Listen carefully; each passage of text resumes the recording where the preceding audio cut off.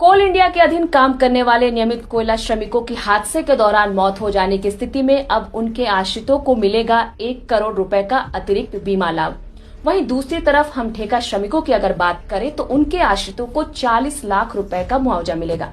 इतना ही नहीं, कोल इंडिया कर्मियों के लिए कोविड के समय लागू एक्स ग्रेशिया की राशि को बढ़ाकर 15 लाख से 25 लाख रुपए कर दिया गया है।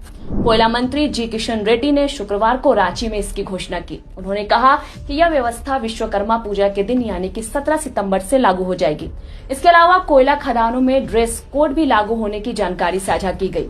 कोयला मंत्री चतरा के टंडवा में स्थित सीसीएल की मगध कोल परियोजना के दौरा पर जाने से पहले रांची में इस मुद्दे पर संवाददाताओं से बात कर रहे थे। इस नई व्यवस्था की अगर हम बात करें तो इसके तहत अब कोल इंडिया के नियमित श्रमिकों को 1 करोड़ के बीमा का लाभ दिलाने के लिए कॉर्पोरेट वेतन बैंक खाते खुलवाए गए हैं, जिससे सभी का 1-1 करोड़ रुपए का बीमा कराया गया है। दुर्घटना में अगर मौत की स्थिति बनती है तो 1 करोड़ का बीमा राशि और कोल इंडिया की तरफ से दी जाने वाली 25 लाख की एक्स ग्रेशिया राशि को मिलाकर नियमित कर्मियों के आश्रितों को पैसे दिए जाएंगे।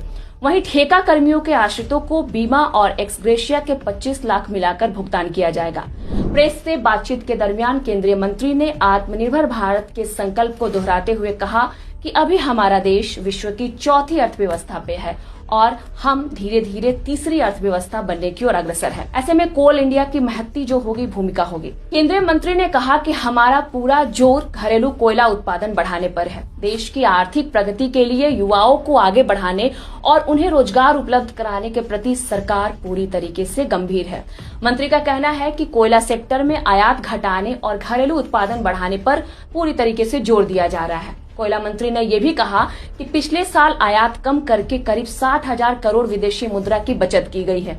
हालांकि कुछ कंपनियां कोयले की आयात कर रही है, खासकर स्टील कंपनियां।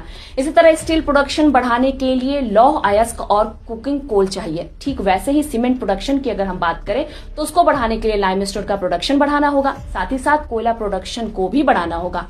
ऐसे में जितनी ऊर्जा की जरूरत पड़ रही है उतनी पावर सप्लाई करना सरकार की जिम्मेदारी है। ऐसे में थर्मल पावर प्रोडक्शन बढ़ाने के लिए और ग्रीन एनर्जी बढ़ाने के लिए दोनों मंत्रालय अपने अपने कामों में अपने स्तर पे लगे हुए हैं।